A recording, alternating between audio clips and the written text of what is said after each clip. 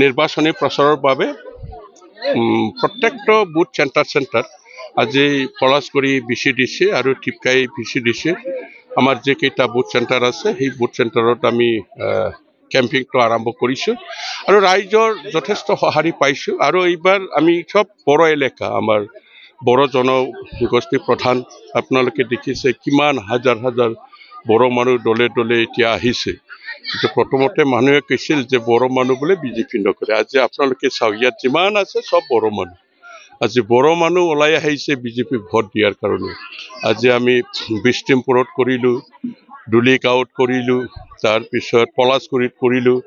তাৰপিছত আলুপাৰা এটা নতুন বস্তি এই সম্পূৰ্ণ বড়ো বস্তি আৰু প্ৰত্যেকটো বড়ো বস্তিত প্ৰায় 150 পৰা 200 জন আজি আমাৰ ৰাইজে আমাক সহযোগ কৰিছে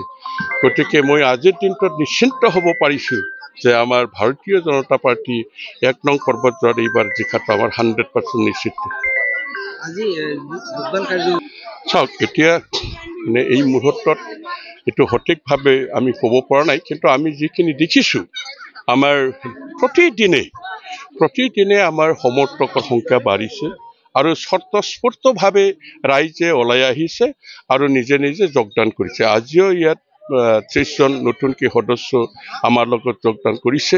গতিকে এইবিলাকৰ পৰা এইটো বুজা যায় যে ৰাইজে বিজেপিৰ পাৰে ঢাল খাইছে কাৰণ বিজেপিৰ যে আমাৰ যিখিনি লক্ষ্য বিটিআৰ অঞ্চলত শান্তি প্ৰতিষ্ঠা আৰু যি শান্তি বৰ্তমান আছে সেইটো স্থায়ীভাৱে ৰখাৰ ক্ষেত্ৰত বিজেপিয়ে যে কাম কৰিব সেইটোৰ প্ৰতি ৰাইজৰ আস্থা আৰু বিশ্বাসটো আহিছে এই স্লোগানটো মানে ইউপিএলও কৰি আছে আজি হেলিকপ্টাৰেৰে নিৰ্বাচনী প্ৰচাৰ চলাই আছে বেলেগ দলক সমালোচনা কৰাৰ উদ্দেশ্য মোৰ নাই আৰু আমাৰ বিশেষকৈ ভাৰতীয় জনতা পাৰ্টি এইটো কৈছে যে আমি ইউপিএলকো সমালোচনা কৰিব নালাগে বিপিএফকো সমালোচনা কৰিব নালাগে আমি কি উদ্দেশ্যত কিহৰ কাৰণে আমি বিটিআৰত চৰকাৰ গঠন কৰিব বিচাৰিছোঁ সেইটোৰ ওপৰতহে আমি বক্তব্যবিলাক ৰাখোঁ আৰু সেই হিচাপত ৰাইজৰ ওচৰত আমি প্ৰচাৰ কৰোঁ আজি মংলাজৰাত আহিছে হেলিকপ্টাৰ আহিছে এটা হেলিকপ্টাৰ আহিলে জেনেৰেলি 100 1000 1500 2000 মানুহ হ'ব লাগে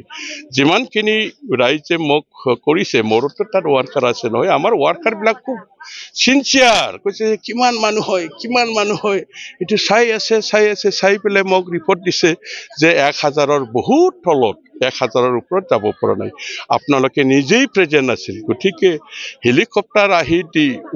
হেভি ৱেট এজন প্ৰচাৰ কৰিব আহিছে আমি ভাবিছিলোঁ 1,500 মান মানুহ হ'ব বুলি কিন্তু যিখিনি ৰিপৰ্ট আহিছে তাতে বুজা যায় যে সিহঁতৰ শক্তি বা সিহঁতক ৰাইজে কিমানখিনি ভাল পায়